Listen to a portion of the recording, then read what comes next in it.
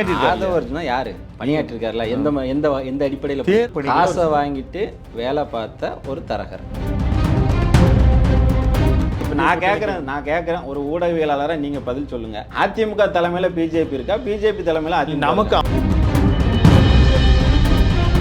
நீங்கள் விசிகான்னு எடுத்த உடனே நீங்கள் வேங்கவேல் பிரச்சனை அது ஒன்றும் விசிகாவோட பிரச்சனை மட்டும் கிடையாது, அது எல்லாரோட பிரச்சனை இல்லை. உங்களுக்கு இல்லையா அந்த அந்த அவலம்? உங்களுக்கு இல்லையா? முருகேசன் உட்பட 7 பேரை வெட்டி கொண்டாங்க. அந்த வெட்டி கொண்டவங்கள அதிமுக அரசு வெளியில் விட்டுச்சிங்க.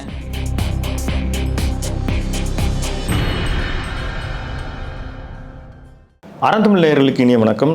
நடப்பு அரசியல் நிகழ்வு குறித்து பேசுவதற்கு விசிகா ஊடக பிரிவு திரு சேர்முதுரை அவர்கள் இணைந்திருக்கிறார்.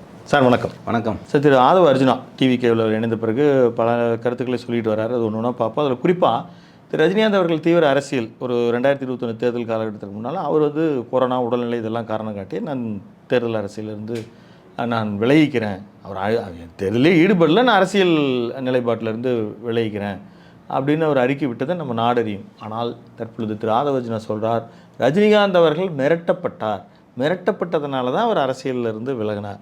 அது மாதிரி விஜய் அந்த மாதிரியான த்ரெட்ஸ் எல்லாம் வந்தாலும் அவர் கட்ஸாக நின்று அரசியல் பண்ணுறார் அப்படின்றார். இந்த பார்வை எப்படி பார்க்குறீங்க? முட்டாள்தனமான பார்வை.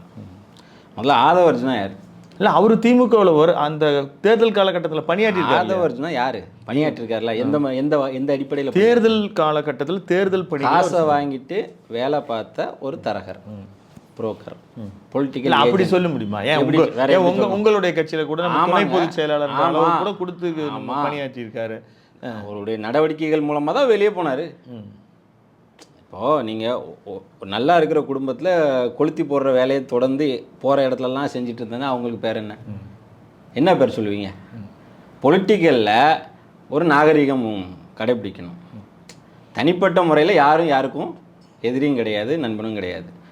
அரசியல் நாகரிகத்தோடு ஒரு விமர்சனத்தை வைக்கிறது. அவர் அரசியல் நாகரிகம் இல்லாமல் இதில் என்ன சொல்கிறேங்க? இப்போது 2021 இதே திமுகவுக்கு தான் ஆதவ அர்ஜுனா வேலை பார்த்தார். உண்மை மறுக்க முடியாது ஆதவால். அப்போது இந்த தீய சக்தின்னு அவருக்கு தெரியல, திமுக தீய சக்தின்னு அப்போ தெரியல. ஏன் வெளியில் வரணும்? இல்லை, அது மாதிரி இப்போ உங்ககிட்ட கட்சியில் இருக்கும்போது தீய சக்தியை நீங்கள் தெரிஞ்சு வெளியே அனுப்புற மாதிரி அவரும் அங்கேருந்து வெளியே வர்றதுக்கு ஒரு காரணம் இருக்கணும்ல. என்ன காரணம்? திமுகவில் உள்ள மூத்த இல்லை திமுக தலைமையில் உள்ள தலைவரோட குடும்பத்தில் உள்ளவங்களோட ஒரு முரண்னு வச்சுக்கலாமா? அதை தான் பேசுகிறாங்க. உண்மை என்னவோ இல்லை அப்படி இப்போ ஒரு கருத்து இருக்குது. அவர் ஏதோ நேரடி அரசியலில் ஒரு சீட்டு கேட்டதாகவும் அதை மறுத்து விட்டதாகவும் அப்படி தானே நம்ம கேள்வி. அடிப்படையில் நீங்கள் அங்கே போய் போனால் என்ன வேலைக்காக போனீங்க? ஸோ ஸ்ட்ராட்டஜி ஒரு ஜாப் ஒர்க்கு அவர் அப்படி ஸ்ட்ராட்டஜி பண்ணி கொடுக்குறேன்ட்டு தானே போனீங்க. போன இடத்துல அந்த வேலையை மட்டும்தான் செய்யணும். அங்கே போனதுக்கப்புறம் இந்த அதிகாரத்துக்கு மேலே அவங்களுக்கு இயல்பாக ஆசை வரும்ல. பொருளாதாரம் சார்ந்து நல்ல வலுவாக இருக்கிற ஒரு நபருக்கு அதிகாரம் சார்ந்து ஆசை வர்றதுல தப்பு இல்லை. அதுக்கு நீ உண்மையாக உழைக்கணும். ஒரு சமூக அரசியலுக்குள்ளே நீ உன்னுடைய செயல்பாடை காட்டணும். அப்படின்னா தான் வர முடியும். சாதாரண சும்மா எதுக்கு எடுத்தாலும் திமுக மிரட்டிச்சு அதன் மூலமாக ரஜினிகாந்த் அடிபணிஞ்சார் அப்படிங்கிறது நீங்கள் திமுகவை குறைச்சி பேசுகிறதா இல்லை ரஜினிகாந்தை குறைச்சி பேசுகிறதா? ரஜினிகாந்த் தான் அவர் என்ன சொல்றாரு, கம்பேர்ட் வித் விஜய் இந்த கட்ஸ் எந்த மரத்துக்கும் அடிபணியாம இருக்காரு. ரஜினி அடிபணிஞ்சு போயிட்டாரு. வாய்ஸ் ஆஃப் காமன்ங்கிற ஒரு நேம்ல இயங்கக்கூடிய ஒரு பொலிட்டிக்கல் ஸ்ட்ராட்டஜி பண்ணக்கூடிய ஒரு கம்பெனி, அந்த நிறுவனம் என்ன செய்யும்? நரேட்டிவை செட் பண்ணும். சமூகத்தில் இல்லாததை இருக்கிற மாதிரியும் காட்டும், இருக்கிறத இல்லாத மாதிரியும் காட்டும். இப்போது விஜயை தூக்கி பிடிக்கணும் அப்படிங்கிறதுக்காக ஒரு உச்சத்தில் இருக்கிற இன்னொரு சூப்பர் ஸ்டார், தமிழ்நாட்டோட எல்லாராலும் மதிக்கக்கூடிய, கட்சிகளுக்கு அப்பாற்பட்டு எல்லா மக்களாலும் நேசிக்கப்படக்கூடிய ஒரு நடிகர் ரஜினிகாந்தை நீங்கள் கொச்சப்படுத்துறது தான் இது. அப்போ அவரை நீங்கள் கீழே இறக்கிட்டு விஜயை தூக்கி ஏற்றுறது இருக்குல்ல, இது ஒரு மைண்ட் கேமிங். இதை ஆதவ அர்ஜுனா தொடர்ந்து செஞ்சிட்ருக்கிறாரு. திமுகவை குற்றம் சாட்டணும் எந்த வகையிலையாவது. இப்போ விஜய் வீட்டில் நடக்கிற பிரச்சனைக்கும் திமுக தான் காரணமா? இல்லை, அப்படி தான் அவங்க தான் அப்படியே நமக்கு வெளியில் வந்துச்சு தகவல். அதாவது திருமதி சங்கீதா அவர்களினுடைய அந்த விவாதத்துக்கு உங்களுடைய தனிப்பட்ட வாழ்க்கைக்குள்ள நம்ம தனிப்பட்ட வாழ்க்கையில் அந்த டேட்டா வெளியில் நமக்கு அந்த நாகரிகம் நமக்கு இருக்குது, அது தேவையில்லை. ஆனால் அரசியல் ரீதியாக ஊர்லலாம் ஒரு பழமொழி சொல்லுவாங்க, யோக்கியம் வரான் செம்பெடுத்து வைப்பாங்கள்ல. எவன்டா யோக்கியம்? நீ யோக்கியமாக இருந்துக்கிட்டு அடுத்தவனை குறை சொல்லணும். உங்கள் கட்சிக்கு நடந்த நிகழ்ச்சியில் 41 பேர் போன உயிருக்கு நீங்கள் இது வரைக்கும் ஒரு பதில் சொல்லலை. உங்களால் தான் போச்சு. இது வரைக்கும் விஜய் இன்னும் எந்த அதிகாரத்துக்கும் வரலை, முதலமைச்சர் ஆகலை. ஆனாலும் அவர் நடத்தின இந்த 1.5 ஆண்டு 2 ஆண்டு கால இந்த அரசியல் நிகழ்வுகள் மூலமாக உயிரிழந்தவங்களோட எண்ணிக்கை மட்டும் 50 ஆயிடுச்சு, 50க்கு மேலே போயிடுச்சு. அங்கங்கே காயம்பட்டவங்களோட நிலமெல்லாம் என்னன்னே தெரியல. இப்போ அவங்களுக்கெல்லாமே நீங்கள் இது வரைக்கும் என்ன பண்ணீங்க? என்ன சொல்ல வர நீ? திமுகவுக்கு மாற்று நாங்கள் தான் சொல்ல வர. ஆனால் திமுக போட்டது அதே திட்டங்களை தான் நீ மறுபடியும் உங்கள் மேடைகளில் வந்து உங்கள் தலைவர் வந்து திட்டங்களை கொண்டு வராரு. இப்போ ஒரு நரேட்டிவை செட் பண்ணுறாங்க. திமுக வந்து யாராக இருந்தாலும் மிரட்டும், கூட்டணி கட்சிகளில் உள்ளவங்களையும் மிரட்டி தான் வேலை வாங்கும். இப்போ திமுக மேலே ஒரு ஒரு ஒரு பிம்பத்தை கட்டமைக்கிறது, அவங்கள வந்து என்னமோ பெரிய குற்றவாளி. அதாவது அவர் ஒரு டாமினேட் பண்ணியிருக்கலாம், இன்னொன்று ஸ்ட்ராட்டஜிக்காக ஏதாவது ஒன்று செஞ்சு. இப்போ அவர் வந்து மிரட்டல்ன்ற வார்த்தையை ஒரு வேலை பயன்படுத்தலாம். ஆனால் அவர் வந்து சொல்கிற அந்த லாஜிக் என்னென்னா, இதன் வழியாக அவர் பயன் பெற்றார். எப்படின்னா படம் தொடர்ந்து அங்கே சன் நெட்வொர்க்கில் பண்ணுறாரு. அதேமாதிரி கமலஹாசனையும் கிட்டத்தட்ட அந்த மாதிரி தான் சொல்கிறேன். இவர் திமுகவை எதிர்த்தார், டிவியெல்லாம் உடைச்சார். அப்போ நாங்கள் விஜய் மேலேயும் தாவேக்கா மேலேயும் இருக்கிற குற்றச்சாட்டும் அப்போ உண்மைன்னு நம்ம ஒத்துக்கலாமா? ஒரு விமர்சனம் இருக்குல்ல, பிஜேபியோட ஊதுகுழலாக தான் தாவேக்காவும் விஜயும் வந்து இயங்குறாரு. இங்கே வந்து திமுகவை எதிர்ப்பு அலைகளை உண்டு பண்ணுறதுக்கு, திமுக ஓட் பேங்கை உடைக்கிறதுக்கு, திமுக கூட்டணியை பலவீனமாக்குறதுக்கு தாவேக்கா விஜயை வந்து பாஜக களமிறக்கி விட்டுருக்கு. அதுக்காகத்தான் வந்து பாடுபடுறாங்க. இப்போ கூட்டணி பேச்சுவார்த்தை என்ற வரைக்கும் போய் ஒரு விமர்சனம் இருக்குல்ல, விமர்சனம் எதுவுமே இல்லாமல் எதுவும் பேசு பொருளாக மாற போகிறது. நீங்கள் ஸ்ட்ராங்காக இன்னும் அப்போஸும் பண்ணலை. இப்போ ஜனநாயகன் படம் மேட்டர்லையுமே வந்து பாஜகவோட தலையீடு இருக்குன்றாங்க. அப்போ அது விஜய்க்காக இங்கே இருக்கிற கம்யூனிஸ்ட் கட்சிகள், விசிகா, மற்ற ஜனநாயக சக்திகள் எல்லாம் குரல் கொடுக்கும். முதலமைச்சர் கூட குரல் கொடுத்து விஜயை தவிர சொல்கிறார். விஜயை தவிர அதாங்க, விஜயை தவிர அந்த இஷ்யூக்காக இங்கே எல்லாரும் குரல் கொடுக்க ரெடி, குரல் கொடுத்துட்டு இருக்கிறாங்க. ஆனால் விஜய் குரல் கொடுக்கல. அப்போது இதுலேருந்து என்ன தெரிய வருது? நீங்கள் வந்து அப்போது பாஜக சொல்லித்தான் இங்கே தமிழ்நாட்டில் ஒரு அரசியலை, ஒரு மாய அரசியலை, இல்லாத ஒன்றை இருக்கிறதா காட்டிட்டு வானத்தில் இருந்தாங்க குதிச்சாங்க. எனக்கு தெரியலங்க, இவங்க என்ன தேவதூதர்களா? விஜய் என்ன தேவதூதரா? இவ்வளோ நாள் வந்து நீ சினிமாவில் நடித்த அந்த ஒரு தகுதி மட்டும்தான் இல்லை. அவர் திரு திருமாவர்களே அவர் அரசியலுக்கு திரு விஜய் அவர்கள் வரும்பொழுது அவர் பாசிட்டிவான கருத்தை யார் வேணாலும் வரலாம், அரசியலுக்கு யார் வேணாலும் வரட்டும். வந்து நீங்கள் என்ன பண்ணுறீங்க, உங்களுடைய ஐடியாலஜி என்ன, ஐடியாலஜியை பொறுத்து தான் இப்போ நாம் அப்போஸ் பண்ணுறோமா இல்லை ஆதரிக்கிறோமான்னு ஒன்று பார்க்குறோம். அவங்க ஐடியாலஜி நமக்கு எதிராக இருக்குது. இங்கே இங்கே இங்கே இங்கே ஒரு சிஸ்டம் இருக்குது, திராவிட ஐடியாலஜிக்கெலாம் இங்கே ஒரு சிஸ்டம் இருக்குது. மக்கள் நலன் சார்ந்து அந்த ஐடியாலஜியில் அவர் ஒத்து போனால் அவர் ஏன் தனி கட்சி ஆரம்பிக்கிறார்? அது தவறு, அது சரியில்லை, அல்லது குறைகள் சொல்லி தான். கொள்கை ரீதியாக நீங்கள் எங்கேயும் முரண்படல, மாறுபடல. நீங்கள் தேர்தல் அரசியலில் தேர்தல் எதிரியாக தான் இப்போ திமுகவிலேருந்து பிரிஞ்சு வந்த அதிமுகவுக்கு எப்படி திமுக எதிரியோ அதே போல் தான் தாவேக்காவுக்கும் திமுக அப்படி தானே. கொள்கை ரீதியாக உங்களுக்கு பாஜக தான் எதிரின்னு சொல்லிட்டீங்க. தேர்தல் அரசியலுக்குள்ளே நாங்கள் திமுகவுக்கு மாற்று, ஆனால் திமுகவோட கொள்கை தான் எங்கள் கொள்கையும், அவ்வளோதானே. திரு விஜய் அவர்கள் ஒரு கருத்து சொல்கிறார். நான் வந்து யாருடைய கட்சியும் எடுத்துக்கல, நானே நிற்கிறேன், எனக்கு அப்பா கட்சியில் இல்லை. தமிழ்நாட்டில் அப்படி யார் இருக்காங்கன்னு அவர் கேட்குறாரு. அவர் தமிழ்நாட்டு அரசியலை வந்து படிக்கலைன்னு அர்த்தம். எங்கள் தலைவர் திரும்ப இருக்கிறாரு. எங்கேருந்து வந்தாருங்க? 35 ஆண்டு காலம் அந்த களத்தில் நிற்கிறாரு. சாதாரண ஒரு இப்போ அவர் சொன்ன கருத்து அது அதிமுக திமுகவுக்கு மட்டும்தான் பொருந்தும் அப்படின்னு எடுத்துக்கலாமா? இல்லை, அது ஒரு தோற்றத்தை உருவாக்குறாரு. நான் வந்து இப்படி உச்சத்தை விட்டுட்டு வந்தேன். நான் எப்படி சினிமாவில் கேரியரோட உச்சத்தை விட்டுட்டு வந்திருக்கேன். இதெல்லாம் நீங்கள் ஒரு தலைவனாக உங்களை பிராண்ட் பண்ணுறீங்கல்ல, அதுக்கு இதெல்லாம் வந்து கிரைட்டீரியா கிடையாது, ஒரு தகுதி கிடையாதுல்ல. தலைவனாகப்பட்டவன் என்னவா இருக்கணும்? மக்களை நேசிக்கிறவனாக இருக்கணும், மக்களோட நலனை அக்கறை கொண்டு அவங்களோட பிரச்சனைகளை அட்ரஸ் பண்ணுறவனாக இருக்கணும். நீங்கள் எதிர்கட்சியாக இருந்தால் கூட நல்ல எதிர்கட்சி தலைவருக்கும் இங்கே தமிழ் சமூகத்தில் ஒரு நல்ல நேமு கிடைக்கும். தமிழ் சமூகத்தில் தமிழர்களோட நலன் சார்ந்து அரசியல் பேசணும், அரசியல் பண்ணணும். நீங்கள் கொண்டு வந்ததுக்கு திட்டம் எல்லாம் இப்போ விஜய் வந்து தேர்தல் அறிக்கைன்னு நாங்கள் இதெல்லாம் வந்தால் இதை பண்ணுவோம் அப்படின்னு சொல்கிறது எல்லாமே ஆல்ரெடி திமுக அதிமுக பண்ணிகிட்டு இருக்கிறது தானே. புதுசாக உங்ககிட்ட என்ன திட்டம் வந்துச்சு? சொல்கிறேன் இருக்காரு, சொல்லுவேன். நான் என்ன சொல்லுவேன்? இது வரைக்குமே நீங்கள் வந்து உங்களால் பாதிக்கப்பட்டவங்களுக்கே உங்களுக்கு எந்த குரலும் கொடுக்க முடியல, உங்கள் பிரச்சனைக்கே உங்களுக்கு குரல் கொடுக்க முடியல. நீங்கள் என்ன தமிழ் சமூகத்தோட தமிழ்நாட்டு அரசியலில் வந்து முதலமைச்சராக என்ன செஞ்சிட முடியும்? இப்போ இந்த நடக்க போகிறதில்ல. இவங்க திட்டமிட்டு திமுக மேலே ஒரு குற்றம் சொல்லணும். அதுவும் குறிப்பாக இப்போ ஆதவ அர்ஜுனா வந்து அந்த ஒரு கண்டன ஆர்ப்பாட்டத்தில் பேசும்போது தலைவர் திருமாவையும் சேர்த்து இதில் பேசுகிறாரு. நீங்கள் வந்து பாருங்கள், வந்து 2000 நான் அண்ணன் திருமாவை வந்து நான் பார்த்துட்டு வரேன், நான் அண்ணன் திருமாவை பார்த்து தான் வளர்ந்தவன், இதெல்லாம் பேசிட்டு கடைசியாக ஒன்று சொல்கிறாரு. நாங்குநேரியில் பாருங்கள் வெட்டுப்பட்டது யார்? நம்ம தலித் சகோதரர் தான். அந்த தலித் சகோதரருக்காக தலைவர் திருமா மட்டும்தான் அங்கேயும் போகிறாரு. இது வரைக்கும் உங்கள் கட்சி சார்ந்து ஏதாவது போராட்டம் பண்ணீங்களா? தாவேக சார்பு ஏதாவது ஆர்ப்பாட்டம் பண்ணி அந்த அந்த பாதிக்கப்பட்ட மக்களோட நின்றுருக்கீங்களா? எங்கேயுமே நீங்கள் நிற்கலையே. நீங்கள் நின்றுட்டு மக்களோட போராடி மக்களோட பிரச்சனைகளை அட்ரஸ் பண்ணி அவங்களுக்கான உரிமைகளை வாங்கி இது அட்ரஸ் பண்ணுறாரு திருமா அவர்கள். இப்போ இந்த இடத்துல ஒரு கேள்வி வந்து இல்லைங்க, குற்றம் சொல்கிறது இருக்கலாங்க. குற்றம் சொல்கிறதுக்கு முன்னாடி நீ ஒரு விஷயத்தை செஞ்சுட்டுலாம் சொல்லணும். நீ அரசியல் இயக்கமாக வந்துட்டீங்கல்ல, அரசியல் கட்சியாக பரிணாமம் பெற்றீங்கல்ல, அப்போ உங்களுக்கு ஒரு தார்மீக பொறுப்பு இருக்குல்ல. ஒரு பிரச்சனைன்னா அந்த பிரச்சனைக்காக குரல் கொடுக்கணும், அந்த பிரச்சனைக்கு அந்த தீர்வு எட்டுற வரைக்கும் அதுக்கான போராட்டங்களை முன்னெடுக்கணுங்கிற ஒரு இல்லை அந்தந்த விஜய் அஜித்குமார் அவங்க வீட்டுக்கு போனார். இது மாதிரி தொடர்ந்து களங்களை அனிதா அவங்களுடைய ஏன் கவின் வீட்டுக்கு போகல? அது நீங்கள் கேட்கல. ஏன் கவின் வீட்டுக்கு போகல? ஏன் போகல? அதான் கேட்குறேங்க, ஏன் போகல? அப்போ உங்களுடைய திருப்பரங்குன்ற இஷ்யூக்கு அவர் வந்து கிளாரிட்டி கொடுக்கல. எதுக்குமே அவங்கள்ட்ட கிளாரிட்டி இல்லைங்க. அதாவது ரொம்ப திட்டமிட்டு சாதிய ரீதியான பிரச்சனைகளில் அப்படியே நழுவுறாங்க. தமிழ் சமூகத்தில் சாதிய ரீதியாக நடக்கக்கூடிய அட்ராசிட்டிகளுக்கு இப்போ நாங்கள் கூட்டணிக்குள்ளே இருந்தாலும் ஆர்ப்பாட்டங்களும் போராட்டங்களும் விடுதலை சிறுத்தைகளும் இடதுசாரி அமைப்புகளும் தான் செஞ்சுக்கிட்டு இருக்கிறாங்க. விஜய் எங்கே பண்ணாருங்க? இப்போ சாதிவாரி கணக்கெடுப்பு பிரச்சனையை கையில் எடுக்கிறாங்க. சாதிவாரி கணக்கெடுப்பு பிரச்சனையில் விசிக்கவும் ஆதரவு இருக்குது. ஆனால் திமுகவை மட்டும் ப்ளேம் பண்ணுறீங்களா? சாதிவாரி கணக்கெடுப்பு பிரச்சனையில் ஒன்றிய அரசோட பங்கு என்ன? அதையும் பேசணும்ல, அதையும் விளக்கணும்ல.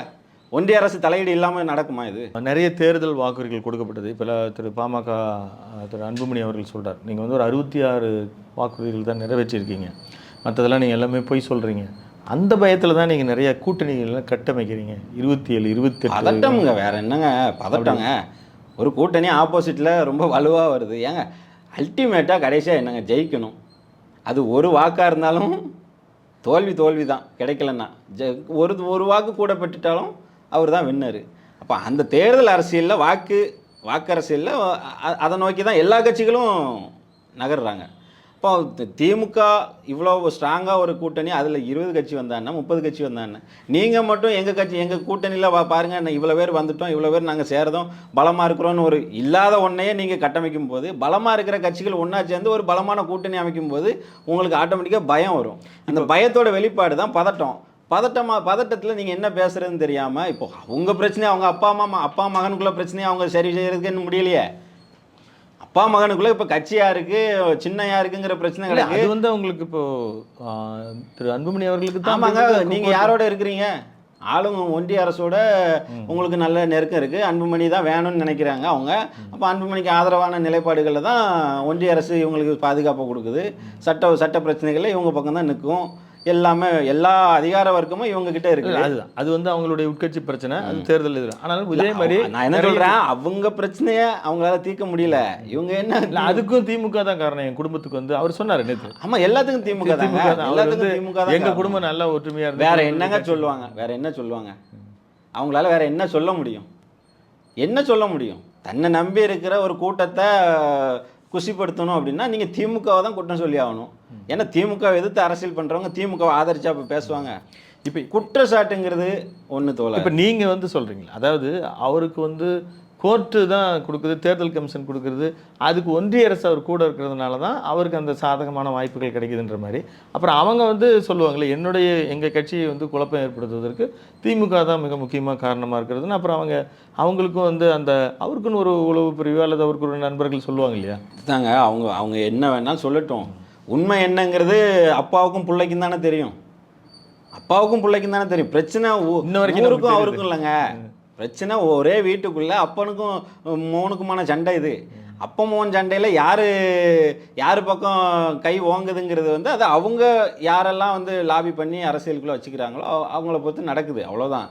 இதில் வந்து நம்ம ஒன்றும் நினைக்கிறது. அவர் ராமதாஸ் ஐயா என்ன சொன்னார், நான் வாழ்க்கையிலே பண்ண மிகப்பெரிய தப்பு என் பிள்ளைய மந்திரி ஆக்குனது தான். அப்போ இந்த அன்புமணிக்கு சான்று வேறு யாரும் கொடுக்கல, அவங்க அப்பா தான் கொடுத்துருக்கிறாரு. இப்போது நிறைய கூட்டணி கட்சிகள் சேர்ந்துருக்கு, நிறைய சாதனைகள் செய்வதாக தினசரி நாளில் எடுக்கும் போது முகப்பு பக்கத்தில் திமுக அவர்கள் தொடர் சாதனைகளை சொல்லி கொண்டிருக்கிறார்கள். இந்த மாதிரி நிறைய கூட்டணி கட்சிகள் சேர்ப்பதற்கு அவங்களும் வந்து இப்போ அவ்வளோ சாதனைகள் செய்யும்போது தொடர்ந்து இப்போ ஓபிஎஸ் உட்பட எதிர்கட்சி அமர்வில் இருந்தவரை கூட அரவணைத்துக் கொள்வதற்கு இவங்களுக்கு ஒரு ஆன்டி இன்கம்சி இருக்குது, அதை சரி பண்ணுறதுக்கு தான் நிறைய கட்சிகளை வரவர்கள் எல்லாம் சேர்க்குறாங்க அப்படின்ற கருத்து. நான் ஜெயிக்கணுங்க, நான் ஜெயிக்கணும். அவங்க அங்கங்கே செதறி கிடக்கிறவங்கள வந்து இந்த கூட்டணிக்குள்ளே கொண்டு வர்றது கூட்டணி தலைமைக்கு பண்பு கூடுதல் பலம் தானே. நீங்கள் ஒரு ஒரு ஒரு ஒரு அமைப்பை உருவாக்குனீங்க, அந்த அமைப்பு வந்து வெற்றி பெற வைக்கணும்னா என்ன திட்டமிடல் வைப்பீங்க? இப்போ இதே இருக்கிறவங்க அவங்க கொள்கை ரீதியான முரண் உள்ளவங்க இல்லை, திமுகவில் இருந்து பிரிஞ்சு போனது தான் அதிமுக. அப்போ திமுகவோட கொள்கை தான் அதிமுகவோட கொள்கையும். அதிமுகவிலேயே பல ஆண்டுகளாக பயணம் பண்ணாலும் அவங்களுடைய கொள்கை சார்ந்த ஒரு கோர் ஐடியாலஜி இருக்கணும்ல, அது எங்கே இருக்குது? திமுகவில் இருக்குது. அப்போ திமுகவை நோக்கி வர்றதில் அதில் எந்த ஆச்சரியமும் இல்லை. அப்படி வர்றவங்களை நிராகரிக்காமல் கூட வச்சுக்கிறதுல தான் ஒரு தலைவராக ஸ்டாலின் வந்து இப்போ இதுவே இப்படி சேருவது விசிகா மாதிரி தொடர்ந்து அவர்களுக்கு ரொம்ப தொடக்க காலத்திலிருந்து கூட்டணி கட்சியில் ரொம்ப ஸ்ட்ராங்காக இருக்கிறாங்க. ஏன்னா ஆட்சி அதிகாரத்தில் பங்கு அப்படின்னு திருமாவர்களை நோக்கித்தான் விஜய் அவர்கள் பேசினாருன்னு எல்லாருக்கும் வெளிப்படையாக அது கூட தமிழ்நாட்டு அரசியலில் இந்த முழக்கம்ங்கிறது இந்த எப்படியாவது வந்து இப்போ இது மாதிரி அவர்கள் எல்லாம் கூட்டணி எல்லாம் சேர ஆதி கூட்டணியாக இருக்கக்கூடிய விசிகாவுக்கு நெருக்கடியா, எதிர்பார்த்த தொகுதி கிடைக்கலையா, அப்படி சின்னத்தில் வந்து அவங்க சின்னத்தில் நிற்கணும்னு வலியுறுத்தப்படுகிறீர்களா? அப்படிலாம் சொல்ல முடியாதுல்ல. ஏங்க விசிகா அங்கீகாரம் வாங்கின கட்சிங்க, விசிகாவுக்குன்னு தனி சின்னம் ஒதுக்கிட்டாங்க. தேர்தல் ஆணையம் வந்து விசிகாவுக்குன்னு தனி சின்னத்தை ஒதுக்கிட்டாங்க, அங்கீகாரம் வாங்கின கட்சி. இதெல்லாம் வந்து விமர்சனங்கள் தான். இந்த விமர்சனங்களுக்கு பதில் சொல்லணும்னு ஒரு கட்டாயம் கிடையாது. இன்னொன்று விசிகாவாக இருந்தாலும் சரி, இடதுசாரி அமைப்புகளாக இருந்தாலும் சரி, அவங்க மக்கள் நலன் சார்ந்து அரசியல் 3 முறை பேசியாச்சு. இப்போ 3 முறை பேசிட்டாங்க இடதுசாரி அமைப்புகளோட தொடர்ந்து. இப்போ இன்னைக்கு கொங்குநாடு மக்கள் கட்சிக்கு 2 சீட்டிங் கொடுத்துட்டாங்க, எல்லாரும் கொடுத்துட்டாங்க. போனவங்க 2வது சிட்டிங்கில் கிளியர் ஆயிடுது, காங்கிரஸ்க்கே 2வது சிட்டிங்கில் கிளியர் ஆச்சு. 3 முறை பேசும். இவ்வளோ பதட்டப்படுறவங்க, இவ்வளோ பதட்டப்பட்டு ஆப்போசிட்லேருந்து விமர்சனம் பண்ணுறவங்க, அவங்க பக்கம் இன்னும் கிளியரன்ஸ் வரல. எந்தெந்த தொகுதிக்கு அதிமுகவுக்கு என்ன, பிஜேபிக்கு என்ன, பாமகவுக்கு எத்தனைங்கிறது அவங்க இன்னும் டிக்ளேர் பண்ணலையா? எதுக்கு இவ்வளோ பதட்டம்? திமுக கூட்டணியில் இப்போ ஸ்டாலின் வந்து விசிகாவுக்கு இத்தனை சீட்டு கொடுக்குறோம், நீங்கள் வாங்கிக்காங்க அப்படின்னா அது எங்கள் தலைவருக்கும் அவங்களுக்குமான ஒரு மியூச்சுவலாக முடிவு பண்ணுறாங்க, தொகுதி பங்கீடு பண்ணுறாங்க. எங்கள் தலைவர் எங்கள் கட்சிக்காரங்களை கன்வின்ஸ் பண்ணுறதா இருக்கட்டும், எங்கள் கட்சிக்காரங்க தலைவரோட சொல் கேட்டு ஓகே தலைவர் சொல்லிட்டாரு இனி அதுதான், அவ்வளோதான். அல்டிமேட்டாக எங்கள் கட்சியில் தலைவர் தான் முடிவு எடுக்கிறாரு, தலைவர் தான் அவர் என்ன முடிவு பண்ணுறாரோ அதுக்கு தான் வேலை செய்ய போகிறாங்க. யாரும் அப்போஸ் பண்ணியோ ஆப்போசிட்டாக கருத்து தெரிவிச்சோ ஒன்றும் நடக்க போகிறதில்ல. ஆப்போசிட்டில் இப்போ அதிமுக கூட்டணின்னே சொல்ல முடியல, என்டிஏ கூட்டணி. அவங்க பாரதிய ஜனதா தலைமையில் தான் அதிமுக இணைஞ்சிருக்கு. தமிழ்நாட்டில் அதிமுக தலைமையில் தான் இத்தனை ஆண்டு காலமாக திமுக கூட்டணி அதிமுக கூட்டணி நம்ம பேசிட்டு வந்தோம். இப்போ அது உடஞ்சிருச்சு. திமுக கூட்டணி அவங்களே அப்படிதான் சொல்றாங்க. அதாவது எப்படி சொல்றாங்கன்னா, அவர் திரு எடப்பாடி அவர்கள் தலைவர் அப்படின்னு சொல்றாங்க. நிதிஷ்குமாரோட நிலைமை நாளைக்கு எடப்பாடிக்கும் வரலாம். நிதிஷ்குமார் அவருடைய மகன் வாரிசு அங்க முடிசூட்டிட்டு அவரும் ஏதோ ஒரு இல்லைங்க, அது இது பாஜகவோட சித்து விளையாட்டு தெரியாமலா இருக்கு. நாளைக்கு பிஜேபியால் இங்கே அழிய போகிற முதல் கட்சி வந்து அதிமுக. இன்னும் கூட்டணி என்ன? நீங்கள் ஏன் இப்படி தொடர்ந்து திரு பி சிதம்பரம் அவர்கள் சொல்கிறாரு, நீங்களும் வந்து இவ்வளவு ஏன் அந்த கட்சி வந்து அழிஞ்சு போயிருன்ற அளவுக்கு நீங்கள்? ஆமாங்க, நீங்கள் அதிமுகவோட குரலாக பாஜக தமிழ்நாட்டில் பேசிச்சுன்னா பிரச்சனை இல்லை. பாஜகவோட குரலாக தான் அதிமுக பேசும். அப்படி என்ன இப்போ அவங்க எதிர்கட்சி வரிசையில் இருக்கிறாங்க, அப்படி என்ன எது விஷயத்தில் நீங்கள் குறிப்பிட்டு எந்த விஷயத்தில் இப்போ இவங்க வந்து தமிழ்நாட்டு நலன்களோட அதாவது பாதுகாக்கிற நீதி வந்து பிஜேபி கொண்டு வர திட்டங்களை எதிர்த்துருக்காங்க. இல்லை வந்து இப்போ மொழி பிரச்சனையாக இருக்கட்டும், மொழி பிரச்சனையில் இவங்களுடைய நிலைமை ஸ்டாண்ட் என்ன, இப்படி சொல்லிட்டே போகலாம். பாஜக கொண்டு வர திட்டங்களுக்கு முழுக்க இவங்க கையை கட்டிக்கிட்டு கரெக்டாக ஆதரவு. பாஜக ஒரு சில விஷயங்கள் சொன்னார். இப்போ புதிய கல்விக் கொள்கையில் இவங்களோட நிலைப்பாடு என்ன, அதிமுகவோட நிலைப்பாடு என்ன? அதோட சரத்துக்கள் திரு வைகை செல்வன் அவர்கள் இதெல்லாம் தவறு அப்படின்னு தொடர்ந்து அவர் எழுதிட்டு தான் இருக்கிறாரு. கட்சியாக நீங்கள் வந்து தனிப்பட்ட முறையில் அங்கே இருக்கிற நிறைய பேர்த்துக்கு வந்து பாஜகவோட போகிறது விருப்பம் இல்லைனாலும், கட்சியாக அவங்க வந்து பிஜேபி கூட சரணடையும் போது அப்போது ஆட்டோமேட்டிக்காக பிஜேபி என்ன ஏங்க பிஜேபி இங்கே தமிழ்நாட்டில் மோடி வராரு, மோடி வரக்கூடிய இடத்துல எடப்பாடி பழனிசாமியோட படம் இல்லைன்னு சொல்லி விளம்பரமாகுது. இது எப்படி திட்டமிட்டு நடக்குதா, இல்லை அவங்களுக்குலாம் தெரிஞ்சு தான் நடக்குதா? இதை எப்படி நம்ம எடுத்துக்கிறது சொல்லுங்கள்? இவங்க திமுக கூட்டணி ஸ்ட்ராங்காக இருக்குது. திமுக கூட்டணியை குறை சொல்கிறதுக்கோ இல்லை வந்து ப்ளேம் பண்ணுறதுக்கோ நீங்கள் சரியாக இருந்துட்டு அதை செய்யுங்க.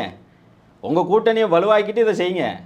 உங்கள் கூட்டணியில் மட்டும் நீங்கள் இன்னும் இது வரைக்கும் சீட் ஷேரிங்கை வந்து நீங்கள் வந்து இன்னும் டிக்ளேர் பண்ணல. அப்புறம் என்ன இவங்களுக்கு எத்தனை இங்கேயாவது திமுக கூட்டணியில் நீங்கள் ஒவ்வொரு தொகுதியை சின்ன சின்ன அமைப்புகளுக்கு கொடுத்தாலும் முடிச்சுட்டு வராங்கல்ல. பிரச்சனைன்னு பார்க்கப்பட்ட காங்கிரஸ் திமுகவோட சமீப காலமாக ஒரு 3 மாத காலமாக காங்கிரஸில் இருக்கிறவங்க அவ்வளோ குடைச்சல் கொடுத்தாலும் வச்சாலும் இன்னைக்கு காங்கிரஸோட தலைமையோட பேசி எடுத்து அதை முடிவுக்கு கொண்டு வந்தாங்கல்ல. அப்போ ஒரு பிரச்சனை கூட்டணிக்குள்ளே எழுந்தால் அதை தீர்க்கக்கூடிய இடத்துல ஸ்டாலின் இருக்கிறாரு, அதை செய்கிறாரு. நீங்க உங்க தலைமையிலே கூட்டணி இல்லையாங்கிறத நீங்க இன்னும் முடிவு பண்ணல. கூட்டணி அவங்க முடிவு செய்துட்டாங்களே. இப்போ நான் கேட்குறேன் ஒரு ஊடகவியலாளரை நீங்க பதில் சொல்லுங்க. அதிமுக தலைமையில பிஜேபி இருக்கா, பிஜேபி தலைமையில அதிமுக? நமக்கு அவங்க டிக்ளேர் பண்றது அதிமுக தலைமையில இருக்கிறதா நீங்க அரசியல் விமர்சகமா சொல்றீங்க. அவங்க வந்து என்டிஏ அலையன்ஸ்னு சொல்றாங்களா இல்ல வந்து என்டிஏ கூட்டணியில் அவர்கள் இருப்பதாகத்தான் அவங்க சொல்றாங்க. கூட்டணி தமிழ்நாட்டிற்கு தலைமை எடப்பாடி தான் அவங்க ஒரு இடத்துலையும் சொல்லிட்டு வராங்க. எடப்பாடியா நயனார் நாகேந்திரனாங்கிறது மேட்ரு இல்லை. அதிமுகவா பாஜகவா? அவங்க வந்து என்டிஏ கூட்டணி தான் சொல்கிறாங்க. என்டிஏ கூட்டணி. அப்போ நம்ம அங்கேயே உங்களுடைய ஆளுமை முடிஞ்சு போச்சு. அம்மையார் ஜெயலலிதா இருக்கிற வரைக்கும் கூட்டணி பேச்சுவார்த்தைகள்லாம் எங்கே நடக்கும்? அவங்க அங்கே ஓஎஸ்காரனில் நடக்கும். அப்படி இல்லைனாக்கி வந்து ராயப்பேட்டை கட்சி அலுவலகத்தில் நடக்கும். இன்னைக்கு எங்கே நடக்குது? இன்னைக்கு கூட்டணி பேச்சுவார்த்தை எங்கே நடக்குது? அவர்கள் இங்கே தான் நடக்குது. இங்கே தான் திரு பியூஷ் கோயல் சில ஹோட்டல்ஸில் வந்து பேசுகிறாரு. அதாங்க இங்கே வந்து அதாங்க யார் நடத்துகிறா? எல்லா கூட்டணிக்கும் யார் தலைமை தாங்கி நடத்துகிறா? தமிழ் சமூகம் பார்த்துட்டு தானே இருக்குது. தமிழ்நாட்டில் உங்கள் அரசியல் நிலைப்பாடுகளை பார்த்துட்டு தானே இருக்கிறோம். நீங்கள் திராவிட ஐடியாலஜி உங்களுக்கு ஐடியாலஜிங்கிறது ஒன்று இருந்தால் தானே நீங்கள் வந்து அப்போஸ் பண்ணுவீங்க. அது அப்படி எதுவும் கிடையாது. உச்சபட்சமாக தேர்தலை சந்திக்கணும், ஜெயிக்கணும், எப்படியாவது பணத்தை செலவு பண்ணியாவது ஏதோ ஒன்று செலவு பண்ணி ஜெயிக்கணும், ஜெயிச்சு ஒரு சீட்டை வாங்கணும், இருக்கிற பிரச்சனையெல்லாம் அவங்கக்கிட்ட கொடுத்துட்டு நம்ம நிம்மதியாக சேஃபாக இருந்துக்கணும். இவ்வளோதான். தமிழ்நாட்டு நலன் சார்ந்து அவங்க அதிமுகவால் இயங்குறதுக்கு இனி முடியாது. ஏன்னா அவங்க ஒட்டுமொத்தமாக விழுங்கிட்டாங்க. பாஜக விழுங்கிருச்சு. இப்போ பாஜகவோட கை வந்து பாஜக வந்து அதிமுகவோட கையை கட்டி தான் போட்டிருக்கு. தேர்தல் அவங்க என்ன சொல்கிறாங்களோ, இப்போ 40 இல்லை 50 இல்லை 70 வரைக்குமே பிஜேபி கேட்பாங்க. 70 வாங்குற அளவு நீங்கள் ஒரு மனசாட்சி தொட்டு சொல்லுங்கள். 70 வாங்குற அளவுக்கு பாஜக டிடிவி அவர்களே எங்களுடைய டீலிங் வித் பிஜேபியோட தான் சொல்கிறார். பிஜேபியோட தான் சொல்கிறார். அப்படி இருக்கும்போது அவங்களுக்கு இப்போ டிடிவி நாளைக்கு அதிமுக அண்ணன் ஐயா எடப்பாடிக்கு வந்து ஓட்டு கேட்க போக மாட்டாரா? இல்லை அதுவெல்லாம் போவாங்க. அப்படிங்க அவங்க சமரசம் ஆயிட்டாங்க. அவங்க இதுக்கு முன்னாடி டிடிவி வந்து அவருக்கு கூட மறுபடியும் போகிறதெல்லாம் வந்து எதுக்கு சமங்கிறதெல்லாம் சொன்னாப்புல அது அந்த முரண்பாடெல்லாம் நம்ம பேச வேண்டாம். இப்போ அப்படி பார்த்தா அந்த கூட்டணியில் இருக்கிற ஒவ்வொருத்தரும் அதுக்குள்ளே இருக்கிற கட்சிகளை விமர்சனம் பண்ணதெல்லாம் வந்து வெளியில் பேச முடியாது. ஐயா அன்புமணி என்ன சொன்னார்? ஐயா அன்புமணி என்ன சொன்னாரு? அண்ணாமலை என்ன சொன்னாரு? திரு வைகோ அவர்கள் திமுகவை எதிர்க்காத அதுதான். அதை வந்து இதை வந்து நம்ம வந்து அவங்கள விமர்சனம் பண்ணணுங்கிறதுக்காக சொல்லலை. அப்படியெல்லாம் பேசின கட்சிகள் இன்னைக்கு ஒன்றா சேர்ந்து கூட ஒரு பலமான கூட்டணி அவங்களால உருவாக்க முடியலைங்கிறது தான் அங்கே யதார்த்தம். அதிமுகவில் அவங்க ஸ்ட்ராங்காக நம்பிக்கிட்டு இருந்த அந்த ஓபிஎஸ் ஏங்க வந்தார்? ஓபிஎஸ் கடைசி வரைக்கும் என்ன சொல்லிட்டு இருந்தார்? அதிமுகவில் இருக்கிறவங்களாம் வாங்க ஒன்றா சேருவோம்னாரு. விடாப்படியாக வேண்டான்னாங்க, இன்னும் சேர முடியாதுன்னாங்க, சேர்க்கக்கூடாதுன்னாங்க, தள்ளி வச்சாங்க. அவர் வந்து இப்போ வேற எங்கேயும் போகலையா? தாய்க்கழகமான திமுகவுக்கு தான் போயிருக்கிறார். கடந்த ஒரு சந்திப்பில் கூட நான் கேட்டேன். இப்போவும் வந்து அந்த வந்து எப்படின்னா திரு விஜய் அவர்கள் பெரும்பான்மையான வாக்குகள் மற்றொரு கட்சி பேரையும் சொல்கிறாங்க. ஆனாலும் விசிகாவினுடைய ஒரு ஓட் பேங்கை அங்கே இருக்கிறவங்களுக்கு ஒரு பதவி கொடுப்பதில் ரொம்ப இது தாவேக்கா முதன்மையாக இருக்கிறதுனால அடிமட்ட தொண்டர்கள் நிறைய தாவேக்காவிற்கு போயிட்டாங்க. அதை வச்சுனாலும் சொல்கிறாங்க. ஒன்றுமே இல்லை, நம்ம கடந்த முறை அதை சொன்னதுக்கு நீங்கள் பதில் சொல்லிட்டீங்க. ஆனால் இப்போவும் நிலைமை வந்து அப்படி தான் இருக்கிறதா இல்லை எப்படி? நீங்கள் எப்படி ஃபீல்? விசிகாவை பொறுத்த வரைக்கும் நாங்கள் தேர்தல் பாதையை நாளைக்கே தலைவர் வேண்டான்னா கூட அது எங்களுக்கு விஷயமே இல்லை. விசிகாவில் இருக்கிற கட்சி தொண்டர்களோட மனநிலையில் எப்படி நம்ம ஆட்சி அதிகாரத்தில் பங்கு அப்படின்னு பேசுகிறோம். ஆமாம், நம்ம அதிகப்படியாக சீட்டு கேட்குறோம். அப்படி இருக்கும் பொழுது நம்ம வந்து நான் எதுக்கு சொல்ல வரேன்னா ஒரு ஒப்பீட்டுக்கு சொல்ல வரேன். கொள்கை தான் முக்கியம். கொள்கையை வந்து தேர்தலுக்காக அடமானம் வைக்க முடியாது. கொள்கைக்காக தான் நம்ம தேர்தலை சந்திக்கிறோம். ஏன்னா குறைந்தபட்சம் நாம் அதிகாரத்துக்குள்ளே போனால் தான் நம்ம சார்ந்து இருக்கிற நாம் யாருக்காக போராடுறோமோ அந்த மக்களுக்கான ஏதோ ஒரு நியாயத்தை நீதியை நம்ம வாங்கி கொடுக்க முடியும் அப்படிங்கிற நம்பிக்கையில் தான் ஒரு நல்ல அணியில் நாம் இருந்து தலைவர் சந்திக்கிறாரு. அதில் வந்து எங்களுக்கு முகச்சுழிவுகள் இருக்குதான்னா இருக்குது, மறுக்கிறதுக்கு இல்லை. எங்களுக்கும் திமுக மேலே விமர்சனம் இருக்கான்னா இருக்குது, மறுக்கிறதுக்கு இல்லை. ஏன்னா திமுக கூட்டணியில் இருந்தாலுமே திமுகவை எதிர்த்து தமிழ்நாட்டில் அதிக போராட்டங்களை பண்ண இயக்கங்கிற அந்த அடிப்படையில் சொல்கிறேன். ஒரு பிரச்சனைனா இப்போ ஆணவ கொலைகளுக்கு தனி சட்டம் ஏற்றுங்கன்னு சொல்லி தமிழ்நாட்டில் விசிகேவை தவிர வேற எந்த கட்சி விசிகே சொல்லிச்சு, காங்கிரஸும் சொன்னாங்க அவங்களுடைய. ஆனால் இது வரைக்கும் மற்ற கட்சிகள் சொல்லலைன்னு நான் சொல்ல வரல.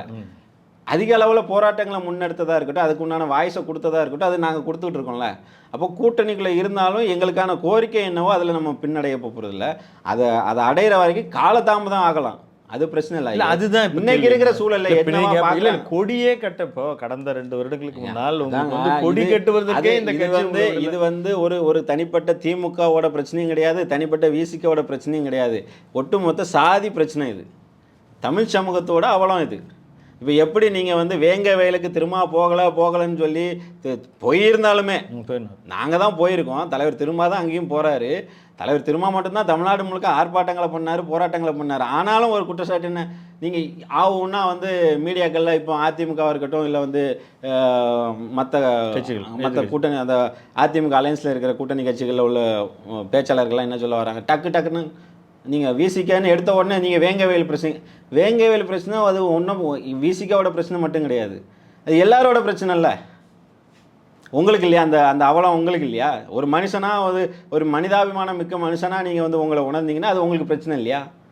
வேங்கவேல் பிரச்சனை அது என்ன ஒரு சாதி பிரச்சனையா? சாதி பிரச்சனை தான், சாதிய ரீதியாக அதாவது அந்த மக்களினுடைய காவலராக இருக்கக்கூடிய அவர் போய் அங்கே நின்று ஆதரவு அது அங்கே தாங்க சொல்கிறோம். இதுவே தப்பான பார்வை இல்லை. இது வேங்கவேல் பிரச்சனைனா திரும்ப தான் போகணும், நாங்குநேரி பிரச்சனைனா திரும்ப தான் போகணும் அப்படின்னா இது என்ன உளவியல், என்ன மனநிலை எனக்கு புரியல. ஏங்க ஒருத்தன் சாதியை சொல்லி திட்டி அடித்து கொலை பண்ணுற அளவுக்கு போகிறான் அப்படின்னா அது இந்த சமூகத்தோட பிரச்சனை இல்லை. இப்போ அதுக்காக தான் போராடுறோம் இல்லை. இப்போ நீங்கள் இப்போ சரி அப்போ விடுங்க, இப்போ தலைவர் திரும்பவும் இல்லை அப்படின்னா அப்போ நீங்கள் யோசிச்சு பாருங்க நிலைமை என்ன. தமிழ் சமூகத்தில் சாதியால் ஒடுக்கப்படக்கூடிய நபர்களுக்கு பிரச்சனை தீர்வு யார் கொடுப்பா? தொல் திருமாவர்களினுடைய குரல் ஒலிக்குது, அவர் குறைந்து ஒலிக்குது அப்படின்னு நம்ம எங்கேயும் சொல்ல முடியாது. ஆனால் அது ஏன் வலியுறுத்தி நிறைவேற்றுகிற இடத்துல இப்போ மதுவிலக்கு பற்றி அவர் பேசினார், மாநாடு போட்டார் கள்ளக்குறிச்சியில். எங்க வலிமை இப்போ கஞ்சா பற்றி அதிகப்படியான பேச்சு வருது. இப்போ அதை பற்றியெல்லாம் வரும்பொழுது இப்போ நம்ம ஒரு முதியவர்லேருந்து ஒரு குழந்தை துண்டு இதுக்கு முன்னால் நாம் எல்லாமே நடந்துட்டு தான் இருக்குது, நம்ம பார்க்காமலாம் இல்லை. கடந்த காலத்தில் அது காங்கிரஸ் ஆட்சியிலேருந்து எம்ஜிஆர் ஜெயலலிதா அவர்களுடைய ஆட்சி, கலைஞர் அவர்களுடைய ஆட்சி, எல்லா ஆட்சி காலத்திலையும் பெண்கள் வன்முறை நடந்திருக்குது. ஆனால் இவ்வளவு கொடூரமாக போதை இன்னைக்கு ஒரு மதுவிலக்கை தாண்டி கடுமையான கஞ்சா விற்பனை வருது. நேற்று திரு ரகுபதி அவர்கள் சொல்கிறாரு மத்திய அரசு ஒடுக்கணும் அப்படின்றார் கஞ்சா உள்ளே வரதை. அப்போ புழக்கம் உண்மை தானே? இதையெல்லாம் அது நம்ம அது திமுகவுக்கு இந்த விஷயத்தில் நம்ம எந்த கட்சிக்குமே நம்ம ஆதரவு கொடுக்க முடியாது. போதைப் பொருட்களை ஒடுக்கத்தான் ஆகணும். அதுக்கு மத்திய அரசு மாநில அரசு ரெண்டுக்குமே தார்மீக அடிப்படையில் 2 பேர்த்துக்குமே சம பங்கு இருக்குது. மாநில அரசு மட்டும் இப்போ இது எங்கேருந்து வருது? இப்போ அதானோட துறைமுகத்தில் கஞ்சாவை பிடிச்சதா செய்திகள் வருது. இது எப்படி? அப்போ அதுக்கெல்லாம் யார் கட்டுப்பாட்டில் இருக்குது? ஒன்றிய அரசுக்கு அதுக்கு தெரியாதா? இப்போ ஒன்றிய அரசு இதை கவனிக்கலையா? ஒன்றிய அரசோட உளவுத்துறை என்ன பண்ணுது? இப்படி ஏங்க இந்தியாங்கிற நாட்டுக்குள்ளே தான் தமிழ்நாடு இருக்குது. தமிழ்நாட்டுக்குள்ளே இங்கே இருக்கிற ஸ்டாலினுக்கு மட்டும்தான் அந்த பொறுப்பு அப்படின்னா அப்போ ஒன்றிய அரசு தமிழ்நாட்டை கவனிக்கலையா? இல்லை அவருக்கு இங்கே வாட்ச் பண்ணலையான்னு கேட்குறேன். இங்கே இருக்கிற மத்திய உளவுத்துறை எல்லாம் இங்கே என்ன பண்ணிட்டு இல்லை நுழையக்கூடிய இந்த மாதிரி கருத்து இப்போ சார்ஜ் ஷீட்டில் இருக்கிறாங்க. இப்போ நாங்குநேரி பழைய அந்த சிறுவனை வெற்றி குழுவிற்குள்ள இருந்த 2 அக்யூஸ்ட் திருப்பி ரிப்பீட்டடாக வராங்க. ஆமாங்க, அது காவல்துறையோட அஜாக்கிரதை தான், காவல்துறையோட மெத்தனை போக்கு தான். அது இந்த கவர்மெண்ட் இல்லை, எந்த கவர்மெண்ட் வந்தாலும் காவல்துறையோட நான் தென் மாவட்டத்தை சார்ந்தவங்கிறதுனால சொல்கிறேன். தொடர்ந்து தென் மாவட்டங்களில் கடந்த ஒரு 4-5 ஆண்டுகளில் ஒரு 300க்கு மேலே கொலைகள் நடந்ததாக சொல்கிறாங்க. 380 கொலைகள்கிட்ட புள்ளி விவரம் சொல்லுது. இதில் பார்த்திங்கன்னா பெரும்பாலும் குற்ற செயலில் ஈடுபட்டது ஒரே சமூகமாக நிறைய பெரும்பான்மையாக இருக்குது. ஒரு சமூகத்தை சார்ந்தவங்க நிறைய குற்றங்களில் இதில் ஈடுபட்டதா குற்றச்சாட்டுகள் இருக்குது. இல்லை குற்றவாளிகளே ரிப்பீட் பண்ணுறது தான் நாம் இன்னும் அதுதான் சொல்கிறேன். அவங்களுக்கு பாதுகாக்கக்கூடிய வேலையுமே காவல்துறை அதே சமூகத்தை சார்ந்த காவல்துறையினர் செய்கிறாங்க அப்படிங்கிற குற்றச்சாட்டும் இருக்குது. இப்போ எல்லாத்துக்கும் இப்போ ஆட்சி மாற்றம் வந்தாலும் அதிகாரிகள் மாறப்போகிறதில்ல. என்னைக்கு அதிகாரிகள் இல்லை மாறி அதே இப்போ ஒரு செட் ஆஃப் நிறைய ஆஃபீஸர்ஸ் மாற்றுவாங்க செட் ஆஃப் அவங்க பேச்சை கேட்கலன்னா மாற்று தான் வேணும். இப்போ மதுராந்தகத்துலேருந்து ஆரம்பிச்சு பாருங்க அந்த எஸ்ஐ இன்ஸ்பெக்டர் எல்லாத்தையும் கொண்டோட மாற்றிருக்காங்க. அதை அந்த அளவுக்கு தீவிரமாக போலீஸையும் நடவடிக்கை எடுப்பது அந்த அரசனுடைய கடமை தான். அதை நம்ம தொடர்ந்து வலியுறுத்த தான் செய்வோம். இந்த மாதிரியான குற்ற செயல்களுக்கு இப்போ விசிக வந்து ஒரு நாளும் ஆதரவு தெரிவிக்க போகிறதில்ல. குற்றம்னா குற்றம் தான். அது எந்த கவர்மெண்ட் பண்ணான்னா திமுக அரசு செஞ்சாலும் அது குற்றம் தானே. அதை எப்படி நம்ம திமுக கூட இருக்கோங்கிறதுக்காக அதை வந்து சரி செய்ய முடியும், நியாயப்படுத்த முடியுமா? ஆனால் இந்த ஒரு பிரச்சனை அப்படின்னா அதுக்கு ஒட்டுமொத்தமாக நம்ம சொல்கிற மாதிரி திமுக ஸ்டாலின் தான் பிரச்சனை காரணம் அப்படின்னு நம்ம ஒரு இடத்துல கொண்டு சுருக்கிறது இருக்குல்ல, அது வந்து அரசியல் ரீதியாக வைக்கக்கூடிய குற்றச்சாட்டாக நான் பார்க்குறேன். சமூகத்தில் இப்படி பிரச்சனைகள் இருக்குன்னா அது உங்களுக்கும் பொறுப்பு இருக்குது, எனக்கும் பொறுப்பு இருக்குது. இப்போ அதிமுக ஆட்சியில் இருக்கும்போது தானே பொள்ளாச்சி பிரச்சனை நடந்துச்சு. அவங்களும் நடவடிக்கை சிபிஐ என்ன நடவடிக்கை எடுத்தாங்க? சிபிஐக்கு அவங்க என்ன தீர்வாச்சு? தீர்வு என்ன தீர்வாச்சு? அவங்களுக்கு எல்லாமே மேலவளவு முருகேசன் படுகொலையில் மேலவளவு படுகொலை உங்களுக்கு கேள்விப்பட்டிருப்பீங்க. அரசியல் ரீதியான படுகொலை. முருகேசன் உட்பட 7 பேரை வெட்டி கொண்டாங்க. அந்த வெட்டி கொண்டவங்களை அதிமுக அரசு வெளியில் விட்டுச்சுங்க. அதிமுக அரசு வெளியில் விட்டுச்சு. விட்டுச்சா இல்லையா? இல்லை அந்த மாதிரி சட்டம் அது இது சரியாயிருமா? இப்போ நம்ம அது தவறு தான், வெளியிட்டு தவறு தான். நீங்கள் இதே மாதிரி இப்போவும் நீங்கள் நாளைக்கே மேலவளவு கிளம்பி போங்க, மதுரை பக்கம் மேலவளவுக்கு அங்கே போங்க, அந்த பதட்டம் இன்னும் இருக்குங்க. எதுக்காக கொண்டாங்க? ஒரு தலித் ஒருத்தர் வந்து பஞ்சாயத்து தலைவராக பிரசிடெண்ட்டாக ஆயிட்டாரு அப்படிங்கிற அந்த ஒரே காரணத்துக்காக வெட்டப்படுறாருங்க. அவரோடு சேர்ந்து 6 பேரை வெட்டி கொள்றாங்க, தலையை துண்டா அறுத்து தண்ணிக்குள்ளே போடுறாங்க. இந்த பிரச்சனை மோதல் தென் சமுதாயத்தில் இருக்குது. இதற்காக ஒரு இரும்புக்கரம் கொண்டு நாங்கள் அடக்குவோம் இன்றைய முதல்வர் திரு ஸ்டாலின் அவர்கள் சொன்னார். அதில் உங்களுக்கு திருப்தி இருக்குதான்றது தான் கேள்வி. அது வந்து குறைந்தபட்சம் இந்த அரசு அந்த நடவடிக்கையை மேற்கொள்ளுதுங்க. அதிமுக அரசு நான் வந்து அதுக்காக வந்து முழுசாக அதிமுக அரசு மேலேயும் நம்ம குற்றம் சுட்டலை. எந்த அரசு வந்தாலும் இந்த மாதிரியான பிரச்சனைகள் வந்தால் அது தப்பு தான். அதை வந்து அரசு உடனே அட்ரஸ் பண்ணி அவங்களுக்கு தேவையான நடவடிக்கை எடுக்கணுங்கிறது தான் நம்மளுடைய கோரிக்கையாக இருக்குது. நாம் அந்த இடத்துல தானே இருக்கிறோம். நாம் அதிகாரத்தில் வரலைங்க. இன்னும் விசிக்கு வந்து அதிகாரத்துக்கு வரல. விசிக்கு அதிகாரத்துக்கு வந்ததுக்கப்புறம் நீங்கள் இவ்வளோ பிரச்சனைகள் மறுபடியும் நடக்குதா, இல்லை தலைவர் திரும்ப இதுக்கெல்லாம் என்ன செஞ்சார் அப்படிங்கிற கொஸ்டின் வேறு. இப்போ கூட்டணியில் இருக்காரு அப்படிங்கிறதுக்காக ஒட்டுமொத்த பழியுமே வந்து ஏற்றுக்கணும்னு ஒரு கட்டாயம் இல்லை. தலைவர் திரும்ப மட்டும் ஏற்றுக்க சொல்லல. ஆனால் அந்த சாஃப்ட்னஸ் எல்லாம் இல்லை. அது ஒரு காலகட்டத்தில் இப்போ 80-90 காலகட்டத்தில் தலைவருடைய குரல் வந்து வீச்சு அருவா மாதிரி இருக்கும். இன்றைக்கி வந்து சாஃப்டாக தான் இருக்குது. அவருடைய அந்த அணுகுமுறைங்கிறது வேணால் சாஃப்டாக உங்களுக்கு தெரியலாமே தவிர அது வந்து பக்குவம் அரசியல் முதிர்ச்சி தானே தவிர அதில் எந்த வகையிலையும் இப்போ ஒரு பிரச்சனைன்னா பின்வாங்குற இடத்துல இல்லை. நாங்குநேரி அந்த சின்னத்துறை மேட்டராகவே இருக்கட்டும், இல்லை வந்து இப்போ சமீபத்தில் ஒரு அட்ராசிட்டி பண்ணாங்க. ஒரு கும்பல் வந்து கண்மூடித்தனமாக தாக்குதல் நடத்தியிருக்காங்க. யார் எவரெல்லாம் பார்க்கல, அவனுங்களுக்கு சாதிலாம் பார்க்கல. அவனுங்க தன்னை ஒரு பெரிய ஆளாக காட்டிங்கிறதுக்காக வெறி கொண்டு அவ்வளோ கையில் கிடைச்ச ஆட்களெல்லாம் வெட்டிருக்கானுங்க, கண்ணா பின்னான்னு வெட்டிருக்கானுங்க. அப்போ இதெல்லாம் வந்து திரும்ப மட்டும்தான் கண்டிக்கணுங்கிற அந்த பார்வையுமே தப்பு இல்லை. எல்லாருக்கும் தார்மீக பொறுப்பு இருக்குல்ல. எல்லா சமூகத்தில் பொது வாழ்க்கையில் ஈடுபட்ட பொது அரசியல பொது நலனை விரும்புகிற எல்லாருக்கும் அக்கறை இருக்குல்ல. இப்போ எல்லாரும் தான் குரல் கொடுக்கணும். நீங்களும் நானும் சேர்ந்து தாங்க அந்த சமூகத்தை நல்ல சமூகமாக மாற்ற முடியும்.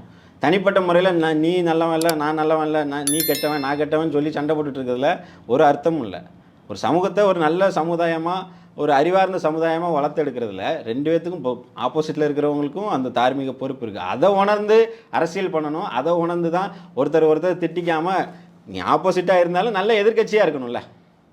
அந்த அரசியலை தான் செய்யணும். அந்த அரசியலை அதிமுகவும் தவற விடுது. இப்போ அந்த இடத்த தாவேக்கா அதுக்கு தான் போட்டி போடுது. திமுக கூடலாம் போட்டி போட முடியாது. திமுக கூட்டணி 2026 வெற்றி வாய்ப்போடு ரொம்ப பிரகாசமாக உட்காந்துட்டு இருக்கு. அதனால் அந்த குழப்பம் வேண்டாம். இவங்களுக்கு நடக்கிற பிரச்சனை வந்து இப்போ பாஜகவுக்குமே 2031 தான் கால்குலேஷனாக இருக்கும். 2026 அதிமுகங்கிற கட்சி அழிக்கிறதுக்கு இப்போ வேலை நடக்குது. தாவேக்காவை அந்த இடத்துக்கு கொண்டு வர பார்ப்பாங்க, 2ஆம் கட்டமாக கொண்டு வர பார்ப்பாங்க. இப்போ தாவேக்காவுக்கும் அதிமுகவுக்கும் என்ன பிரச்சனை போட்டியாக இருக்கலாம். யார் முன்னாடி வந்து எதிர்கட்சி 2ஆம் இடத்துக்கு தான் போட்டி அப்படின்னு 2ஆம் இடத்துக்கும் அவங்க களம்தான் தீர்மானிக்கும்.